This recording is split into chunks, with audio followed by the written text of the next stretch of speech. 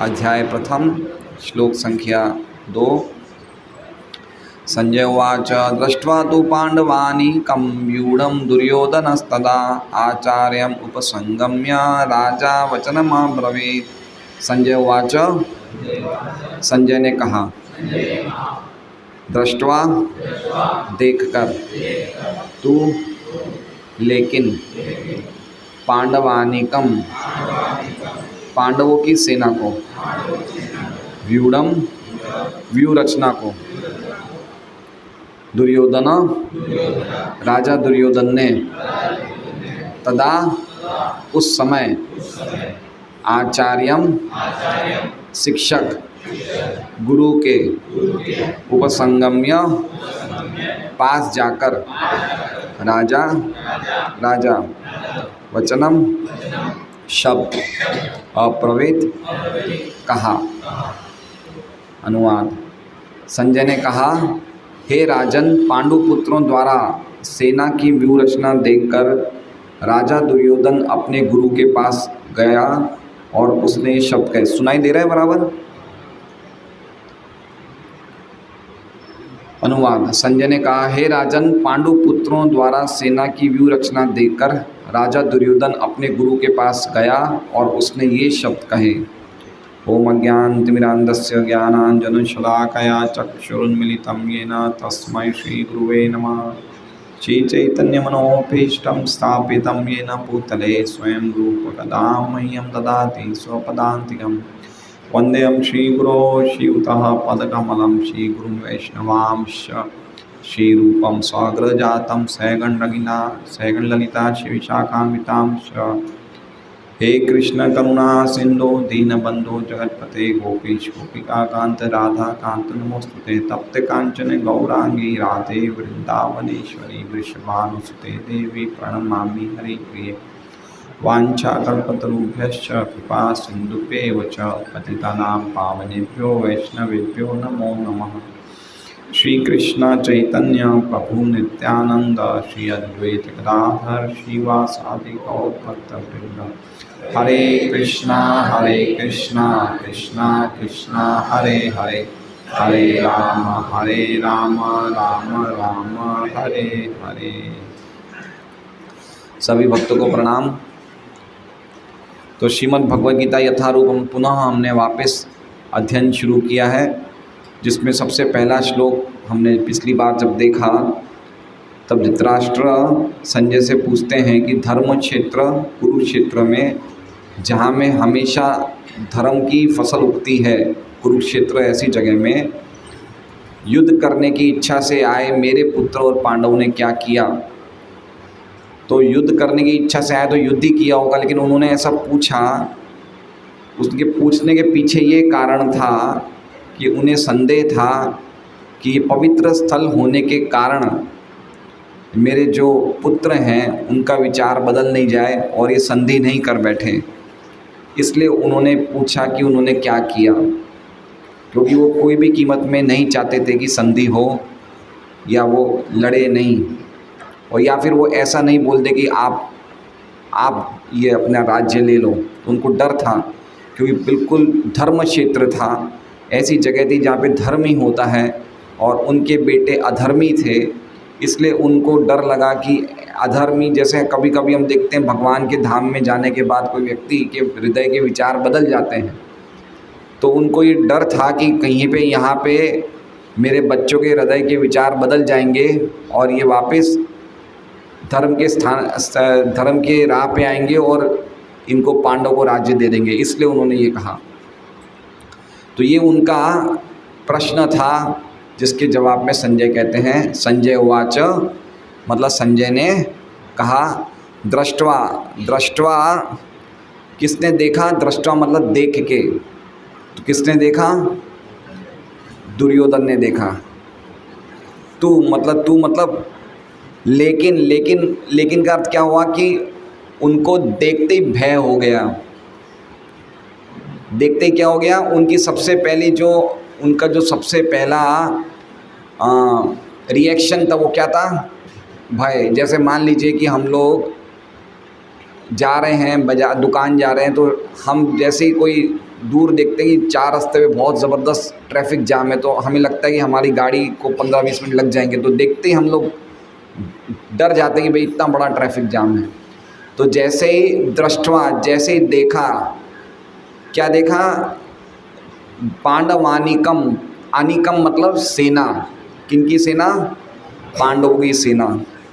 और व्यूढ़म, और व्यू मतलब अलग अलग व्यू होता है, जैसे चक्र व्यू, तो अलग अलग प्रकार के व्यू होते हैं। तो व्यू मतलब एक तरीका होता है खड़ा रहने का, कि ये यहाँ पे सेनापति खड़ी रहेंगे, यहाँ पे ये योद्धा खड़ा रहेगा, यहाँ पे ये सैनिक खड़े रहेंगे, तो वो होता है व्यू।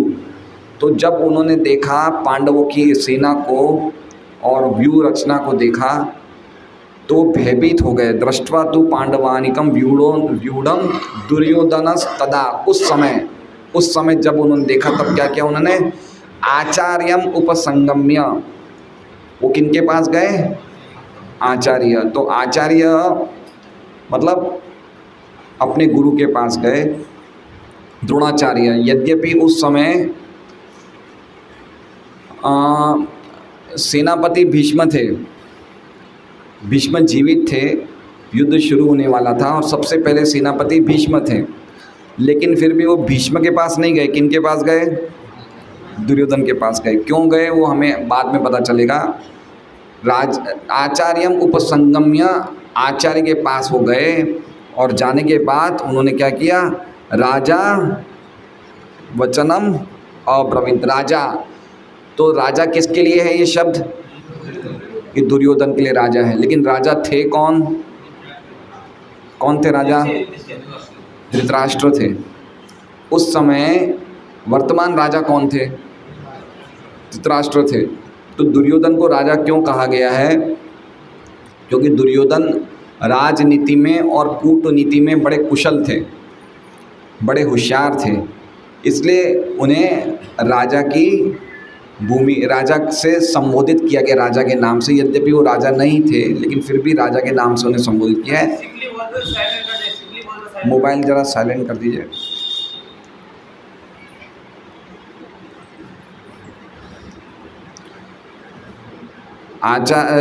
राजा वचनम अब्रवीत, और राजा दुर्योधन ने ये वचन कहे। क्या कहे वचन? वो हम अगले श्लोक में देखेंगे। तो सबसे पहले हम बलदेव विद्याभूषण की टीका देखते हैं, क्या बोल रहे हैं। धर्म के मार्ग पे और पुण्यशाली संजय ये जानते थे कि धृतराष्ट्र जन्म से अंधे हैं, लेकिन उनके पास फिर भी ज्ञान की आंखें थी। समझ रहे हैं? धृतराष्ट्र यद्यपि आँखों से अंधे थे, लेकिन फिर भी उनके पास ज्ञान की आंखें थी। ज्ञान की आंखें थी मतलब वो इतने बड़े राज्य के राजा थे, तो वो शास्त्रों का ज्ञान उनको था, उनको शास्त्रों का ज्ञान था। और उनके पास सबसे बड़े नीतिवान व्यक्ति थे। कौन थे? विदुर थे, जो उनको बार बार हर समय सही सलाह देते थे, और उनकी सलाह वो मानते भी थे। यद्यपि उसको ढंग से नहीं मानते, आदेश का पालन नहीं करते थे, लेकिन वो जानते थे कि विदुर जो बोल रहे हैं सही बोल रहे हैं, है ना। वो बोलते भी थे कि विदुर तुम जो बोल रहे हो सही बोल रहे हो, लेकिन तुम्हारा वचन का पालन मैं नहीं कर पा रहा हूँ, लेकिन बोल तो तुम सही रहे हो। तो धृतराष्ट्र के पास ज्ञान की आंखें थी। यद्यपि जन्म से वो खुद अंधे थे, लेकिन ज्ञान की आंखें थी, ये संजय जानते थे। लेकिन अब संजय समझ गए, क्या समझ गए? कि अब ये मोह के कारण अंधे हो गए हैं, क्योंकि इन्होंने अपनी बुद्धि धर्म के मामले में खो दी है। समझ रहे हैं बात को?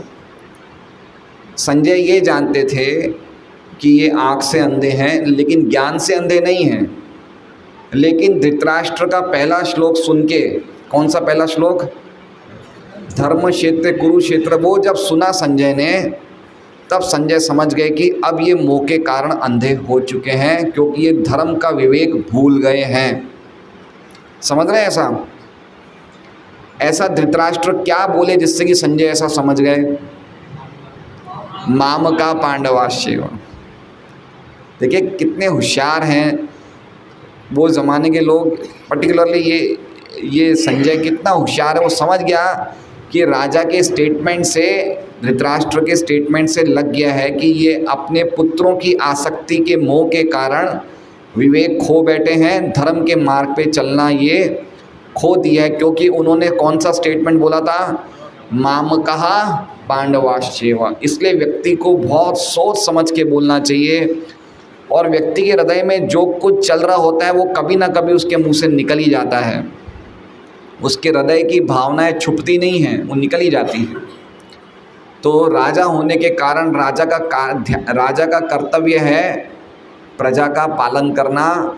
और यद्यपि वो उनके खुद के ही बच्चे थे, एक ही खून था, खुद के बच्चे थे, लेकिन फिर भी उन्होंने भेद किया और कहा मामका, ये मेरे बेटे हैं और ये पांडव हैं। देखिए कितनी बड़ी बात है, कितना संजय ने पकड़ लिया कि ये व्यक्ति जो है ये राजा का धर्म इसने खो दिया है। इसलिए राजा की नज़र में एक पशु पक्षी जो भी उस राज्य में जन्म लेते हैं वो सब भी बिल्कुल समान भाव से राजा को, हम देख सकते हैं ना, राजा शिबी के टाइम पे था एक वो कबूतर और कौवे, इंद्र और अग्नि बन के आते हैं कबूतर, और वो खाना चाहता है, चील कबूतर को खाना चाहता है, तो राजा शिबी उस कबूतर के वजन का मांस काट के दे देते हैं, है ना। तो राजा का ये धर्म है कि सबका समान रूप से पालन करें। लेकिन वहाँ संजय ने जब सुना कि ये भेदभाव कर रहे हैं अपने खुद के बच्चों में और अपने भाई के बेटों में, तो समझ गए कि राजा के लायक नहीं हैं। इसलिए संजय बोल रहे हैं कि इन्होंने अपना मोह के कारण ये अंधे हो चुके हैं, ज्ञान के मामले में भी, धर्म के मामले में। और इसलिए धृतराष्ट्र को डर था कि ये अपना राज्य, मेरे बेटे अपना राज्य किसको दे देंगे, पांडव को दे देंगे, है ना। अब देखिए एक बात समझिए कि धृतराष्ट्र को जो चिंता थी कि उनका बेटा कुरुक्षेत्र में युद्ध के प्रभाव से, कुरुक्षेत्र चूँकि एक धर्म क्षेत्र है, उसके प्रभाव से कहीं हमारा राज्य पांडवों को तो नहीं दे दें। अगर मान ले राज्य दे भी देते तो आधा राज्य तो इनके पास रहता ही ना।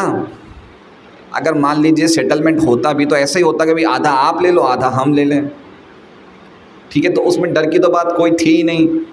फिर भी उनको पुत्र से कितनी आसक्ति थी, देख रहे हैं आप, वो बिल्कुल भी नहीं देना चाहते थे। आधा आधा होता, अगर मान लीजिए पांडवों को पूरा मिल भी जाता तो क्या वो धृतराष्ट्र को और अपने भाइयों को अच्छी तरह नहीं रखते? युधिष्ठिर नहीं रखते। ये कहीं प्रमाण है कि उन्होंने अच्छी तरह रखा? भागवत में प्रमाण है। युद्ध के बाद भी जब सब मर गए थे, सब कौरव मर गए थे, फिर भी युधिष्ठिर राजा धृतराष्ट्र को और गांधारी की बहुत सेवा करते थे। रोज़ उनको राज्य में जाने से पहले सुबह प्रणाम करते थे और पूरा ध्यान रखते थे कि इनके 100 बच्चे मारे गए तो कहीं इनको कोई भी प्रकार का दुख नहीं हो, और पूरे अपने पिता की तरह उनको ट्रीट करते थे। तो ये बात तो थी नहीं कि अगर राज्य इनको आधा भी देना पड़े तो उनको कोई नुकसान है। लेकिन फिर भी वो अपने पुत्र दुर्योधन, जो कि नैसर्गिक खली थे, नैसर्गिक मतलब समझ रहे हैं, नैसर्गिक मतलब नेचर से खल व्यक्ति थे। मतलब जिसका प्रकृति होता है, कोई व्यक्ति ऐसे होते हैं ना जो मतलब जिनके हाथों में खुजली आती है, कोई मारपीट में ही लगे रहते हैं, कहीं भी कुछ होता तो सबसे पहले हाथ चलाएंगे, ऐसे होते हैं ना कोई लोग, होते हैं ना कोई कि भाई सबसे पहले पंगे करना शुरू हो जाते हैं। ट्रेन में देख लीजिए, कहीं भी देख लीजिए। तो ये दुर्योधन किस प्रकार का व्यक्ति था? नैसर्गिक खल व्यक्ति था। और ये जानते थे राजा धृतराष्ट्र। जब दुर्योधन का जन्म हुआ तो उसी टाइम गधे बोलने लग गए, ज़ोर ज़ोर से आवाज़ें करने लगे। तभी विदुर जी ने कहा कि आप इस बेटे को त्याग दो। तब ये बोल दिया था, क्योंकि जन्म से ये खल है। लेकिन फिर भी राजा धृतराष्ट्र ने अपने पुत्र को त्यागा नहीं, है ना। देखिए अगर उस टाइम त्याग देता तो ये बात नहीं होती। तो आसक्ति कैसी होती है कि हमें पता है कि हमें जो चीज़ करनी चाहिए तो भी नहीं कर पाते हैं, और जो चीज़ हमें करनी चाहिए, जो चीज़ नहीं करनी चाहिए वो कर देते हैं। ये होती है पारिवारिक आसक्ति का जो स्नेह पाश है, जो हमने कुंती महारानी की प्रार्थनाओं में सुना, दृढ़म पांडुषु विष्णुचु छिंदी, है ना, वो क्या श्लोक है? अथ विश्वेश विश्वात्मा विश्वमूर्ते स्वकेशु में स्नेह पाशम इमम छिंदी दृढ़म पांडुसु विष्णुसु। हमें जानते हैं कि हमारे बच्चे जो हैं वो धर्म के मार्ग पे नहीं हैं और वो लायक नहीं है, लेकिन फिर भी हमारा अटैचमेंट कितना होता है और उनके कारण हमें भी गलत काम कभी ना कभी करना पड़ता है। तो धृतराष्ट्र का ये जीता जागता एग्जाम्पल है। उनको पता है उनका बचपन से उनका बेटा जो था खल था, लेकिन फिर भी उनकी कितनी ज़बरदस्त अटैचमेंट थी। तो धृतराष्ट्र चिंतित थे कि उनका बेटा कहीं पांडव को राज्य तो नहीं दे देगा, इसलिए संजय इस बात को समझ गए और संजय जो धर्म में हमेशा स्थित हैं, उन्होंने धृतराष्ट्र को संतुष्टि प्रदान किया। धृतराष्ट्र चिंतित थे ना कि क्या किया उन्होंने, उनके मन में डर था कि ये कहीं संधि नहीं कर बैठे, इसलिए संजय ने संतुष्टि दी धृतराष्ट्र को ये बोल के कि आपका बेटा पांडव को राज्य नहीं देगा। क्यों नहीं देगा? वो इन्होंने बता दिया कि जैसे ही उन्होंने व्यू रचना देखी तो दुर्योधन डर गया और वो सीधा किन के पास गया? द्रोणाचार्य के पास। तो इसका मतलब वो कुछ पॉलिटिक्स की बातें करने गया है, संधि करने के लिए। इनडायरेक्टली संजय ने जवाब दे दिया धृतराष्ट्र को कि आपका बेटा संधि नहीं करेगा। इसलिए उन्होंने ये श्लोक बोल के धृतराष्ट्र को संतुष्टि प्रदान करी। अब इसमें एक बात देखने जैसी है कि दुर्योधन को भय क्यों हुआ। दुर्योधन ने जब व्यू रचना देखी तो यद्यपि 18 अक्षौहिणी सेना थी, जिसमें कौरवों की 11 अक्षौहिणी सेना थी और पांडवों की 7 थी। तो बल से देखा जाए और सेना की परिमाण से देखा जाए तो कौरवों की सेना ज़्यादा बलवान थी, है ना। भीष्म देख लीजिए या द्रोणाचार्य देख लीजिए, जो कभी भी हारे नहीं थे। अश्वत्थामा देख लीजिए, कृपाचार्य देख लीजिए, लेकिन फिर भी दुर्योधन को डर था, है ना। एक बात समझ रहे हैं इससे? सामने वाले पक्ष में अर्जुन की सेना छोटी थी और बल से अर्जुन की सेना कमज़ोर थी इनकी कंपैरिजन में, लेकिन उसे डर नहीं था। अर्जुन युद्ध नहीं कर रहा था डर के कारण नहीं कर रहा था, वो किससे? धर्म के कारण नहीं कर रहा था कि मेरे से कहीं गलत काम नहीं हो जाए, इसके लिए युद्ध से पीछे हट रहा था। लेकिन दुर्योधन किसके कारण डर था? भयभीत था सेना को देख के। और इतनी मजबूत सेनापति उनके पक्ष में थे, लेकिन फिर भी डर रहा था। इससे ये समझना चाहिए कि हमारे पास इस भौतिक जगत में चाहे कितनी भी मजबूत भौतिक व्यवस्था क्यों ना हो, हम भय मुक्त नहीं हो सकते। समझ रहे हैं बात को?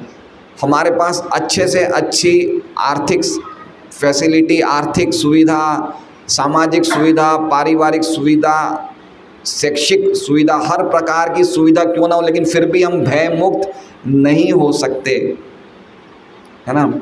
ये अर्जुन भी कहते हैं गीता में कि अगर मुझे 3 लोगों का राज्य भी मिल जाए तो भी मुझे 3 लोगों का राज्य भी सुखी नहीं बना सकता है।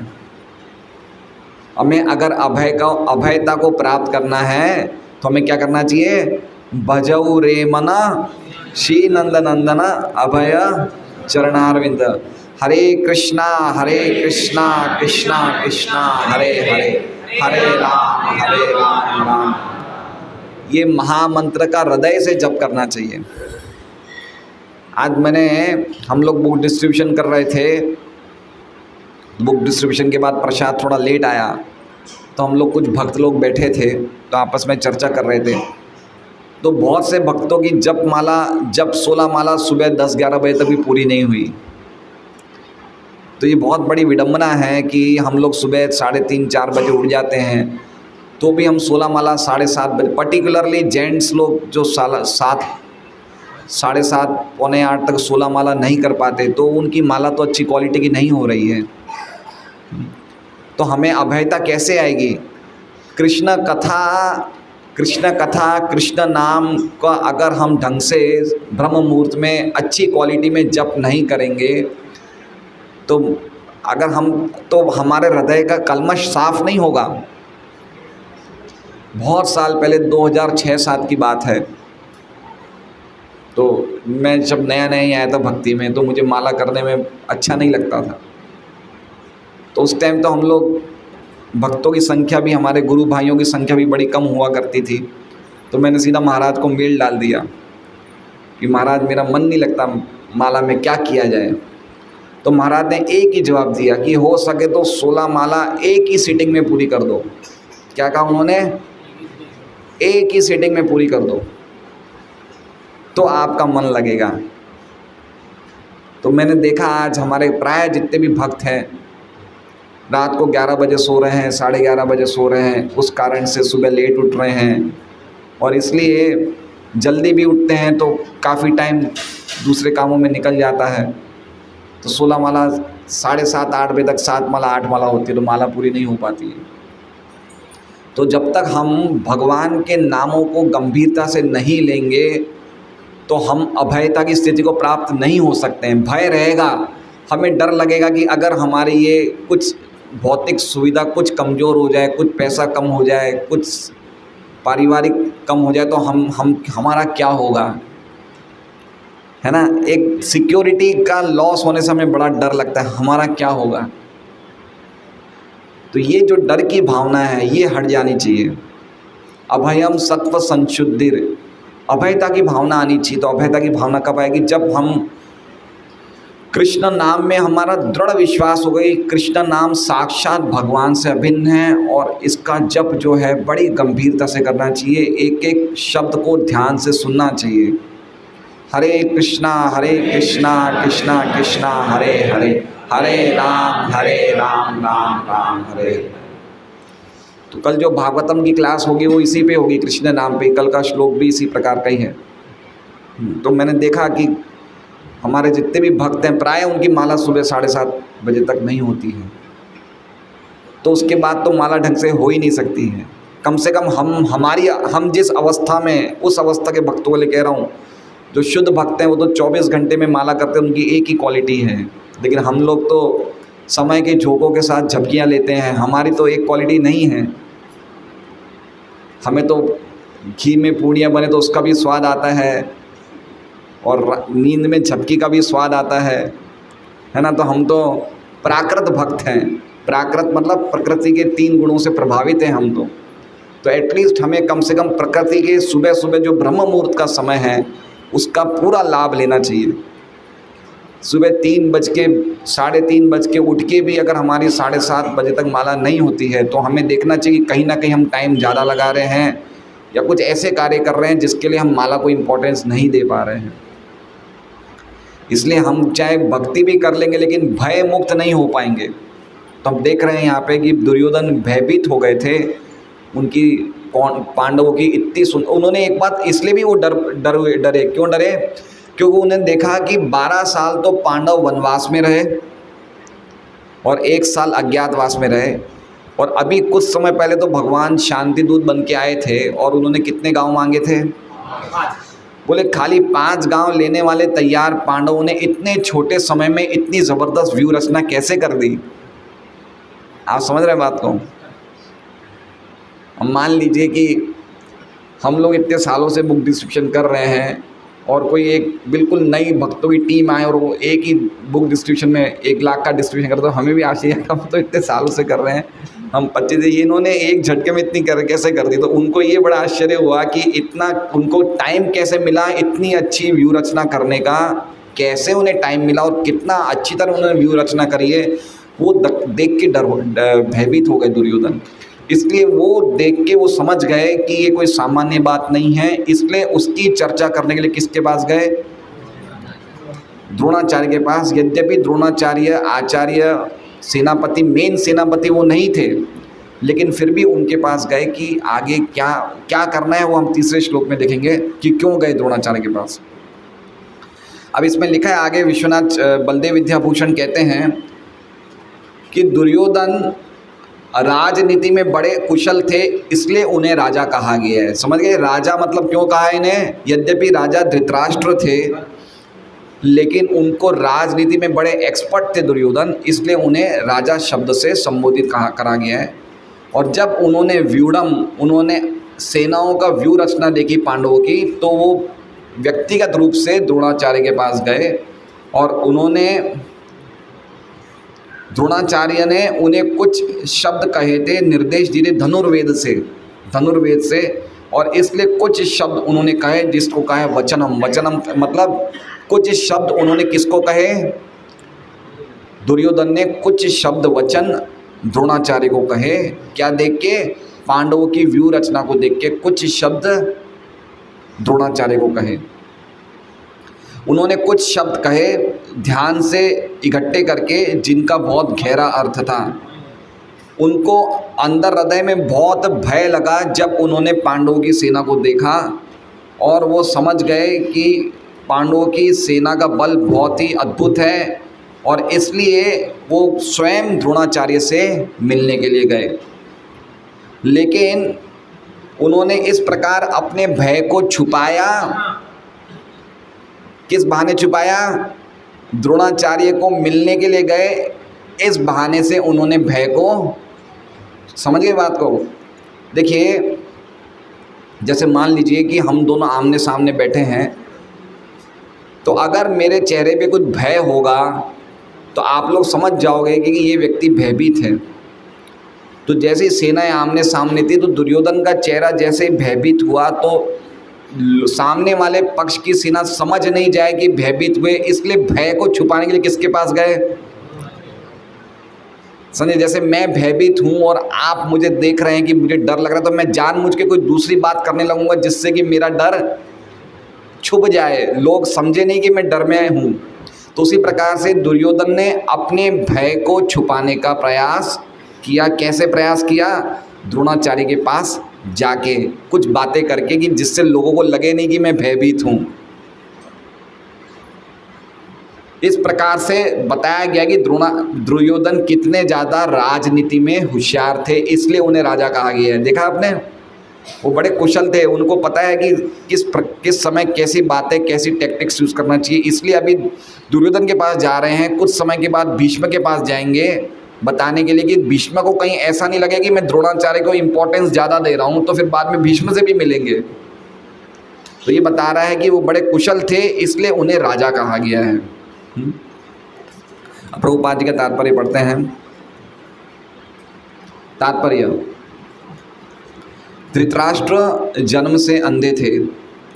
दुर्भाग्यवश वो आध्यात्मिक दृष्टि से भी वंचित था। आध्यात्मिक दृष्टि से क्यों वंचित थे? आध्यात्मिक दृष्टि से क्यों वंचित थे? आध्यात्मिक दृष्टि कही गई क्यों? मामका। देखा आपने?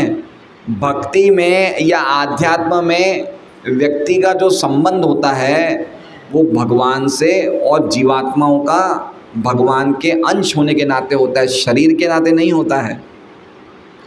आध्यात्मिक दृष्टि से अंधा का मतलब वो खाली शरीर के संबंध को देख रहा था कि ये मेरे ज़्यादा नज़दीक हैं क्योंकि ये मेरे बेटे हैं, ये मेरे भतीजे हैं, इसलिए थोड़े दूर हैं। तो उनकी दृष्टि आध्यात्मिक नहीं थी, उनकी दृष्टि थी भौतिक। इसलिए उनकी बताया गया कि वो आध्यात्मिक दृष्टि में भी वंचित थे। इसलिए पर्टिकुलरली हमें भक्तों को बहुत ध्यान रखना चाहिए कि हमारी जो दृष्टि होनी चाहिए वो भौतिक दृष्टि से बदल के हमारा विजन आध्यात्मिक होना चाहिए। हमें हर चीज़ भगवान के संबंध में देखना चाहिए, भगवान से संबंधित ही हर चीज़ का हमारा विजन होना चाहिए। नहीं तो दक्ष प्रजापति ने भी भगवान को देखा था, कौरवों ने भी भगवान को देखा था, लेकिन देख के भी नहीं देखा क्योंकि उनकी दृष्टि आध्यात्मिक नहीं थी। इसलिए भक्ति करने के बाद हमारी दृष्टि भौतिक से आध्यात्मिक होनी ही चाहिए। समझ रहे हैं बात को? अगर हमारी दृष्टि भौतिक ही रहती है तो हमारी भक्ति जो है वो तीव्र नहीं है। क्यों? क्योंकि तीव्र धूप की तरह जैसे कपड़े सूखते हैं, वैसे हमारे जो हृदय की गंदगी के कपड़े सूखे नहीं है। कैसे रह गए हैं? ये सीमे सीमे रह गए हैं। तो सीमे सीमे कपड़ों से पोंछना, अगर हमारा तौलिया सीमा होगा या शर्ट पैंट हमारे सीमे होंगे, सीमे ही बोलते ना, हैं सीले सीले, तो हमें पहनना या यूज़ करना अच्छा नहीं लगेगा। तो उसी प्रकार से अगर हमारी भक्ति भी सीली सीली होगी तो हमारी दृष्टि बदलेगी नहीं। इसलिए बहुत ज़रूरी है कि हम लोग की दृष्टि आध्यात्मिक होनी चाहिए। यद्यपि टाइम लगेगा, लेकिन एटलीस्ट थियोरेटिकली तो हमें समझना ही चाहिए शास्त्रों के आधार पे कि हमें आध्यात्मिक दृष्टि डेवलप करनी चाहिए। दुर्भाग्यवश वह आध्यात्मिक दृष्टि से भी वंचित थे।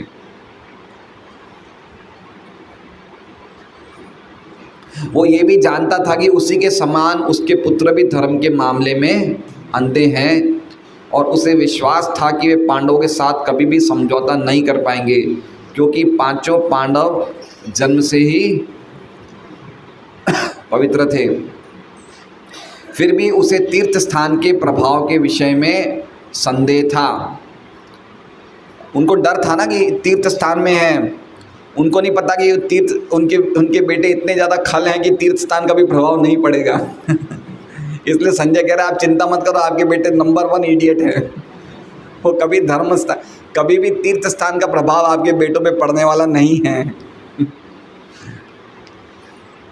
इसलिए संजय युद्ध भूमि की स्थिति के विषय में उसके प्रश्न के मंतव्य को समझ गया। वो समझ गए संजय कि वो क्या पूछना चाहते हैं, उनका पूछने का पॉइंट क्या है, उन्होंने क्यों पूछा ऐसा, कि युद्ध क्षेत्र में जाने के बाद उन्होंने क्या किया। अरे भाई, शाम को हम यहाँ बैठे हैं, शाम को 7 बजे भक्तों ने सत्संग में जाके क्या किया, तो क्या करेंगे, हम कथा ही सुनेंगे ना। तो जब युद्ध क्षेत्र में गए तो क्या करेंगे, युद्ध ही करेंगे, तो फिर पूछा क्यों ऐसा। तो संजय समझ गए कि वो पूछना इसलिए चाहते हैं धृतराष्ट्र की कहीं ये संधि नहीं कर बैठे पवित्र स्थान के प्रभाव में मेरे बेटे। अतः वो निराश राजा को प्रोत्साहित करना चाह रहे थे, है ना। तो ये जैसे बलदेव विद्याभूषण ने कहा कि संतुष्टि प्रदान करना चाह रहे थे। कैसे संतुष्टि प्रदान करी, ये बता के कि आपका बेटा संधि नहीं करने वाला है, वो द्रोणाचार्य के पास जा रहा है, वो कुछ बात करने। उसने उसे विश्वास दिलाया कि उसके पुत्र पवित्र स्थान के प्रभाव में आकर किसी प्रकार का समझौता करने नहीं जा रहे हैं, है ना। उनको विश्वास, ये स्टेटमेंट देके कि वो द्रोणाचार्य के पास गए हैं कुछ बातचीत करने के लिए, तो उनको निश्चित करा दिया धृतराष्ट्र को कि आपके बेटा समझौता नहीं करेगा, आप चिंता मत करो। यद्यपि पता था संजय को कि ये गलत काम है, लेकिन फिर भी उनकी ड्यूटी है उनके स्वामी को प्रोत्साहन देना, है ना।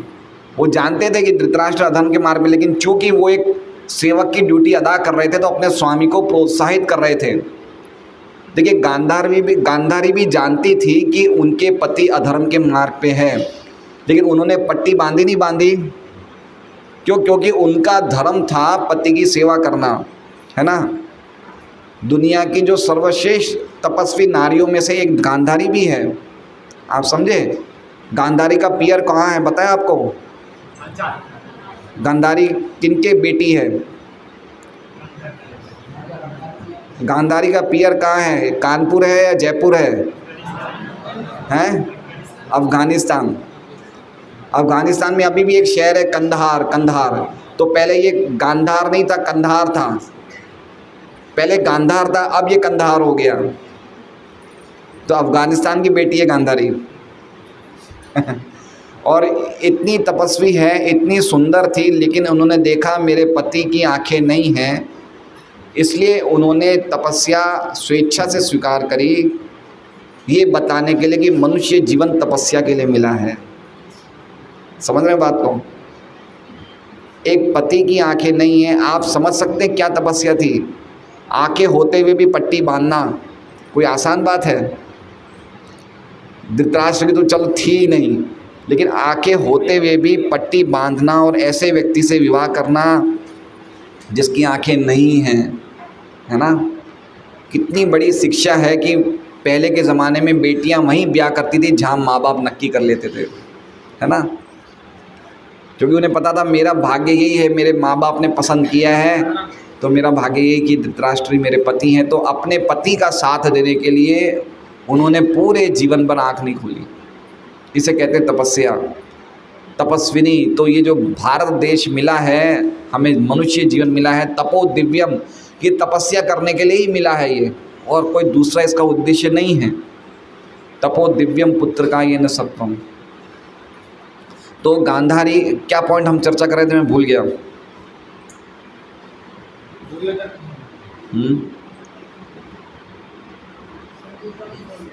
हैं समझौता, हाँ समझौता नहीं करना चाह रहे थे। नहीं, गांधारी का पॉइंट किस बात पे उठाया था मुझे याद नहीं आ रहा। इसलिए संजय युद्ध भूमि की स्थिति के विषय में उसके प्रश्न के मंतव्य को समझ गया, अतः वो निराश, हाँ निराश राजा को, एक सेवक की ड्यूटी है अपने स्वामी को प्रसन्न करे। तो इस बात पे कि गांधारी की ड्यूटी थी अपने पति को प्रसन्न करे। ऐसे मंदोदरी भी, बड़ी रानी, बड़ी स्त्री में मंदोदरी भी आती है। उन्हें पता था उनका पति एक नंबर का धर्मी है, लेकिन सेवा में कहीं पीछे नहीं छोड़े, पूरी सेवा करी रावण की। और उन्होंने बाद में बोला भी रावण की मृत्यु पे कि आपने लोगों को रुलाया ही रुलाया है, बोली मंदोदरी है। लेकिन ऐसा नहीं कि मेरा पति अधर्मी है तो पियर जाके बैठ गई, ऐसा नहीं है। तो कितनी चीज़ें सीखने को मिलती हैं कि ठीक है हम लोग भक्ति कर रहे हैं, लेकिन अगर हमारा पति अगर भक्ति नहीं कर रहा है या भक्ति में ढीले, लेकिन पति का अनादर नहीं करना चाहिए स्त्री को। पति का अनादर नहीं करना चाहिए, उनकी ड्यूटी है। यद्यपि कभी कभी कुछ माताएं भक्ति में आगे होती हैं, पति थोड़े पीछे रहते हैं, लेकिन उनकी ड्यूटी है कि पति को पूरा सम्मान देना चाहिए। कोई चीज़, इस चीज़ में ढील नहीं होनी चाहिए। हम देख सकते हैं इतने बड़े बड़े एग्जाम्पल हैं। उसने उसे विश्वास दिलाया कि उसके पुत्र पवित्र स्थान के प्रभाव में आकर किसी प्रकार का समझौता करने नहीं जा रहे हैं। उसने राजा को बताया कि उसका पुत्र दुर्योधन पांडवों की सेना को देखकर तुरंत अपने सेनापति द्रोणाचार्य लिखा है, लेकिन सेनापति भीष्म थे। लेकिन द्रोणाचार्य भी एक तरह से भीष्म के बिल्कुल नेक्स्ट पोजीशन में ही थे, क्योंकि भीष्म के बाद वही द्रोण सेनापति बनते हैं। तो वो क्यों गए भीष्म के बदले द्रोणाचार्य के पास, क्यों गए वो हम अगले श्लोक में पता चलेगा। लेकिन इसमें सेनापति द्रोणाचार्य को कहा गया है। सेनापति द्रोणाचार्य को वास्तविक स्थिति से अवगत कराने गया।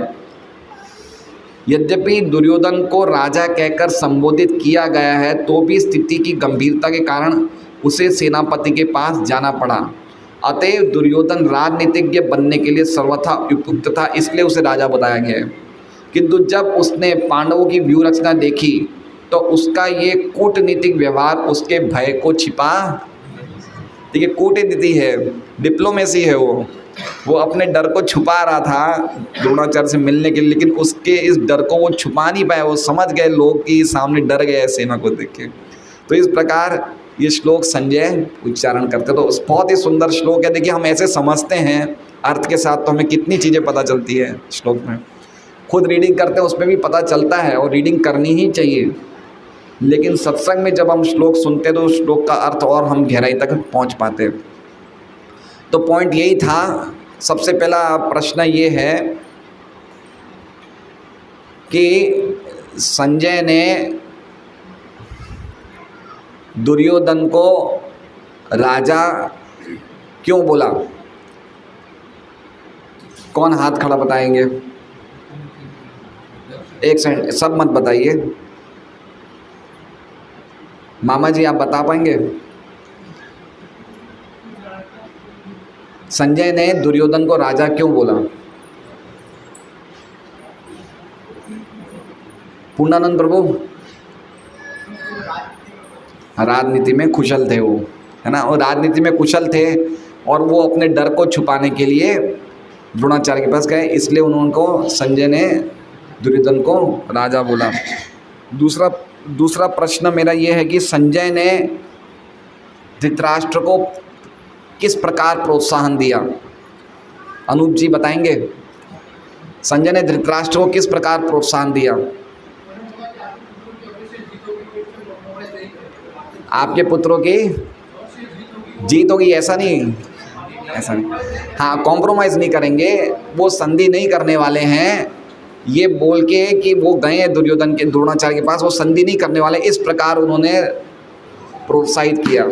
ठीक है। तीसरा प्रश्न, ये प्रश्न माता जी के लिए है। आज इसमें प्रभुपाद जी तात्पर्य में लिखते हैं, दुर्भाग्यवश धृतराष्ट्र आध्यात्मिक दृष्टि से भी वंचित थे।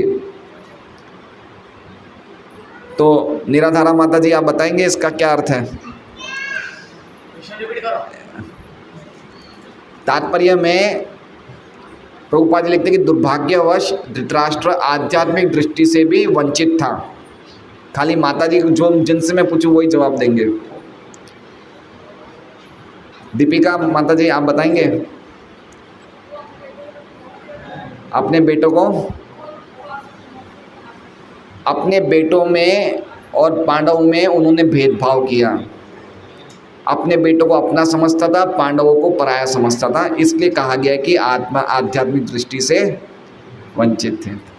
ठीक है, हरे कृष्णा। तो मुझे आशा है आप लोग अच्छी तरह समझे होंगे।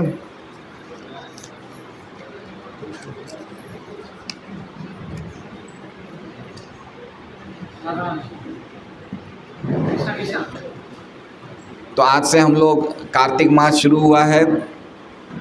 तो कार्तिक मास में हर भक्त को, चाहे वो कहीं भी हो, घी का दीपक भगवान को ऑफर करें। दामोदर भगवान का जो दामोदर रूप है और इन दामोदर अष्टकम गाएं। तो आज से हर भक्त को ये प्रयास करना चाहिए कि कम से कम इतना तो करना ही चाहिए कि हम एक घी का दीपक भगवान को, सबसे बेस्ट है मिट्टी का दीपक, और वो मिट्टी का दीपक वापस हम यूज़ नहीं करें और रोज़ हम भगवान को प्रदान करें और साथ में दामोदर अष्टकम गाएं। तो पहले हमें दामोदर अष्टकम गाना है ना, उसके बाद ही कीर्तन करेंगे।